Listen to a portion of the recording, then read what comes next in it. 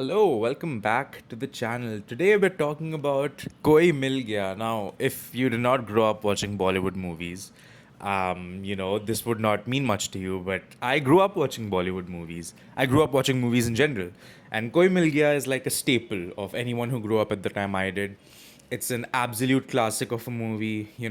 I will be talking about Krish in my next video as well, but we have to talk about the prequel before we can talk about the sequel. Now, upon rewatch, now even when I watched Koi Mil Gaya as a kid, it wasn't like the best movie I've ever watched, but it was cool. And of course, I know the plagiarism part about how it copies E.T. and stuff. And I've seen people tell that E.T. was actually copied from an unmade Satyajit Ray film. Me personally, I don't give a shit about all of that. I'm just watching Koi Mil Gaya for what it is, and I personally have not seen E.T.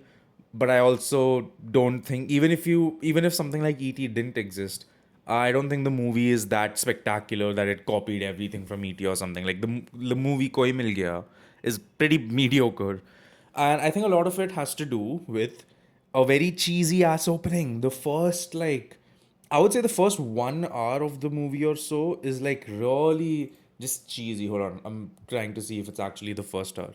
Because it just feels like, oh my god, can we get through this? Like, how this movie, yeah, it's like a 3 hour film. I was about to say this movie has to be at least three.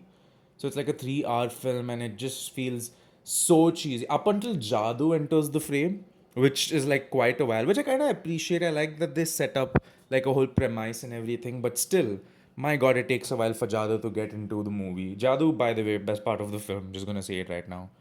But yeah, the cheesy ass opening is so long. It sets the tone, but it's really long. The whole part where Hrithik Roshan, gets better. He has this whole, Peter Parker, Tobey Maguire moment where he can see better. He's ripped and he gets cooler and smarter. That's just extremely cringe performance from Hrithik Roshan.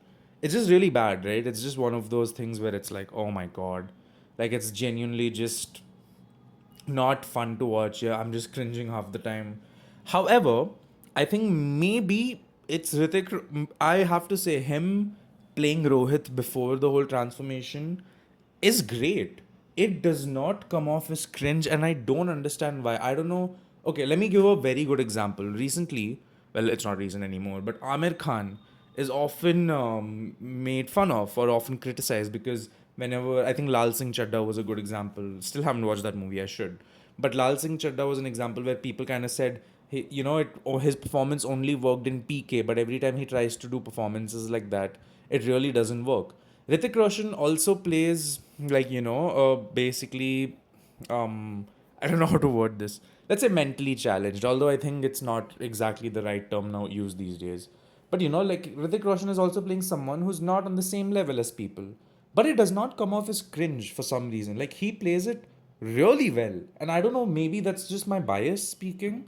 But it's a very good performance from Hrithik Roshan. It never feels like, oh man, grown ass man is trying to act weird. Like with Amir Khan, it just feels artificial, right? When you look at the movie, I've seen clips of it. But like with Hrithik Roshan, it feels natural. Like he does a really good job of playing that. And honestly, props to him. That's incredibly hard to do without coming off as, oh god, what's happening? You know? So great job on his part to actually go ahead and play Rohit so convincingly. I'm genuinely impressed.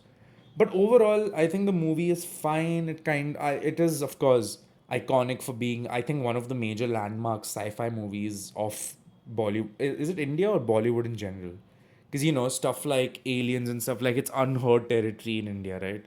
So I can't deny the fact that what an impact this movie really had. um, Again, Rekha is Miss Rekha or Miss Rekha, absolutely fantastic. She is queen.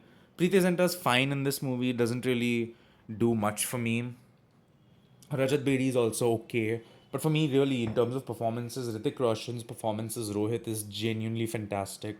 I think the movie gets really fun once Jadoo enters, and the movie just loses all of its charm the moment things get serious.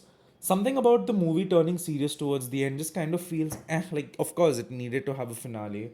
But that like this is a 3 hour movie, and I would say like from our like the second hour of the movie is arguably the best part of the movie. Like it's so fun to watch, even though Hrithik Roshan is being absolute cringe by being like the super cool dude.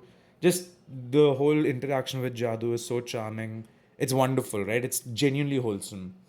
But again, that's only the second hour of the movie. I can't sit here and act like, oh, the whole 3 hours was great, because I was really starting to feel like, okay, this movie's going on for too long. But yeah, overall, it's a pretty mediocre film, unfortunately, because of that. Like, overall, it's not such a great film because of the fact that it really drags at the start and the end. I mean, still part of my childhood, and I'm glad I got to rewatch it. But yeah, overall, pretty fine. I would rate it like 3 out of 5. Like, it's okay.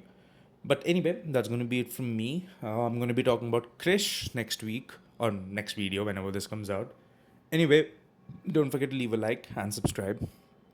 And I'll see you all in the next one.